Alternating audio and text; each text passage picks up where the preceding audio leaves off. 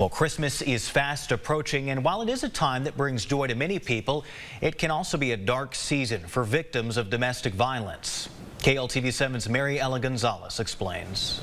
Throughout this month, the Family Crisis of East Texas is raising money to help provide shelter for victims of domestic violence and sexual abuse. It's just not always a great time for everybody. Program Director Glenna Harkness says the holidays is the time when people go back home, but for most victims, that brings in the opposite of holiday joy. And at this time of year, we know that domestic violence increases in the home, and so we just want to take this opportunity to make people aware.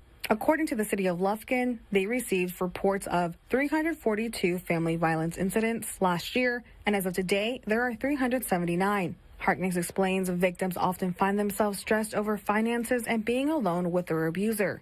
The hotline may not be ringing on Christmas, but they're all together. According to the National Domestic Violence Hotline, they reported a 5 to 25% decrease in calls during the holiday season last year. The Family Crisis Center reports slight increases in the last 3 years of hotline calls.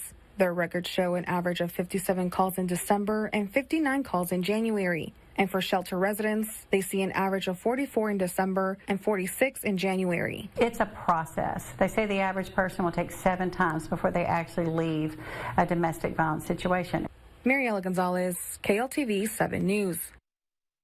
Now, if you or someone you know is a victim of domestic abuse, you can call the Family Crisis Center of East Texas hotline at 1-800-828-7233. That number is on your screen. You can also text them at this number, 936-552-9256. And of course, if you happen to be in immediate danger, call 911.